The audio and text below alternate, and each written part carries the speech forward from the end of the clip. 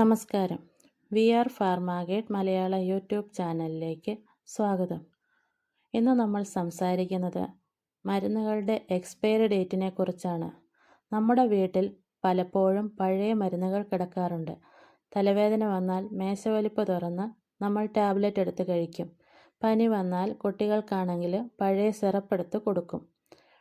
പക്ഷേ ഒരു പ്രധാന കാര്യം പലരും നോക്കാറില്ല: എക്സ്പയറി ഡേറ്റ്. ചിലർ ചിന്തിക്കും, 1 മാസം കഴിഞ്ഞതല്ലേ, ഉപയോഗിക്കാമെന്ന്. ചിലർ ചിന്തിക്കും, പുറത്തുനിന്ന് നോക്കുമ്പോൾ കുഴപ്പമൊന്നുമില്ലല്ലോ, എങ്കിൽ കഴിച്ചേക്കാം എന്ന്. പക്ഷേ ശരിക്കും അങ്ങനെയാണോ എന്നാണ് ഇന്ന് നമ്മൾ പരിശോധിക്കുന്നത്. എക്സ്പയറി ഡേറ്റ് കഴിഞ്ഞ മരുന്ന് കഴിച്ചാൽ എന്ത് സംഭവിക്കും? നമ്മൾ ആദ്യം മനസ്സിലാക്കേണ്ടത്, എക്സ്പയറി ഡേറ്റ് എന്നത് കമ്പനി ഗ്യാരണ്ടി ചെയ്യുന്ന അവസാന തീയതിയാണ്. ആ തീയതി വരെ മരുന്ന് ശരിയായ ക്വാളിറ്റിയിലും ശക്തിയിലും ഉണ്ടാകും എന്ന് അവർ ഉറപ്പ് നൽകുന്നു. ഒരു മരുന്നിൽ ഒന്നിൽ കൂടുതലോ ആക്റ്റീവ് ഇൻഗ്രീഡിയൻ്റ് ഉണ്ടാകും. അതാണ് പനി കുറയ്ക്കാനും വേദന കുറയ്ക്കാനും ഇൻഫെക്ഷൻ തടയാനും പ്രവർത്തിക്കുന്നത്.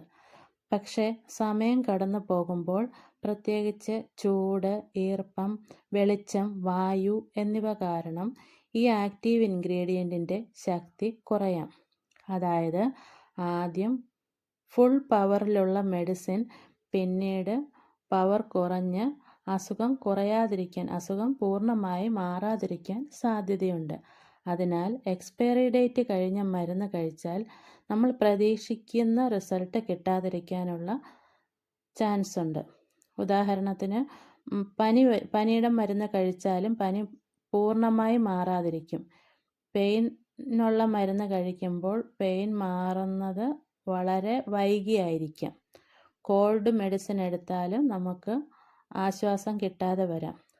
ഇനി ആൻറ്റിബയോട്ടിക്കിൻ്റെ കാര്യത്തിലാണെങ്കിൽ, ആൻറ്റിബയോട്ടിക് വീക്കായാൽ ആ ഇൻഫെക്ഷൻ പൂർണ്ണമായി മാറാതിരിക്കാനും ചാൻസ് ഉണ്ട്.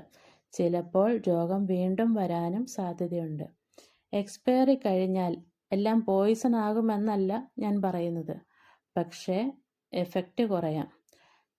ചില മരുന്നുകളിൽ കെമിക്കൽ ചേഞ്ചസ് വന്നാൽ സൈഡ് എഫക്ട്സ് ചാൻസസ് ഉണ്ടാവാം. പ്രത്യേകിച്ച് syrup, drops, insulin, antibiotic suspension പോലുള്ളവ കൂടുതൽ ശ്രദ്ധിക്കണം. ഇവ ലിക്വിഡ് ഫോം ആയതിനാൽ ക്വാളിറ്റി ചേഞ്ച് വേഗം വരാം.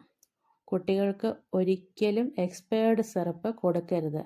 ശരിയായ എഫക്റ്റ് കിട്ടാതെ രോഗം ഗുരുതരമാവാൻ സാധ്യതയുണ്ട്. ഇനി eye drops, nasal drops, ear drops എന്നിവയൊന്നും എക്സ്പയറി ഡേറ്റ് കഴിഞ്ഞാൽ ഉപയോഗിക്കരുത്. അത് കണ്ടാമിനേഷൻ ചാൻസ് കൂടുതലുണ്ട്. കണ്ണിന് ഇറിറ്റേഷൻ, റെഡ്നെസ് പോലുള്ള പ്രശ്നങ്ങൾ വരാം.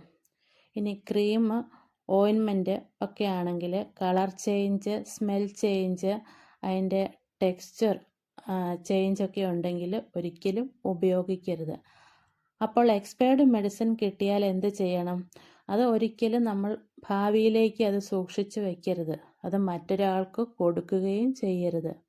സെൽഫ് മെഡിക്കേഷനായി തനിയെ നമ്മുടെ സ്വന്തം ആവശ്യത്തിനും ഉപയോഗിക്കരുത്.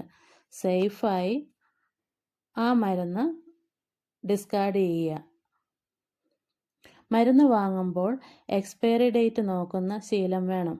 വീട്ടിലെ മെഡിസിൻ ബോക്സ് മാസത്തിലൊരിക്കൽ ചെക്ക് ചെയ്യുക. പ്രത്യേകിച്ച് കുട്ടികളുടെ സിറപ്പ്, ആൻറ്റിബയോട്ടിക്സ്, ഐ ഡ്രോപ്സ് എന്നിവ പ്രത്യേകം നോക്കണം. ഡേറ്റ് നോക്കാത്ത ചെറിയൊരു പ്രശ്നം കൊണ്ട് ചിലപ്പോൾ രോഗം ഗുരുതരമാവാനുള്ള സാധ്യതയുണ്ട്. അതുകൊണ്ട് എല്ലാവരും ഇക്കാര്യം പ്രത്യേകം ശ്രദ്ധിക്കുക. ഇതുപോലുള്ള യൂസ്ഫുൾ മെഡിക്കൽ വിവരങ്ങൾക്ക് ഫാർമാഗേറ്റ് മലയാളം യൂട്യൂബ് ചാനൽ ഫോളോ ചെയ്യുക. Thank you.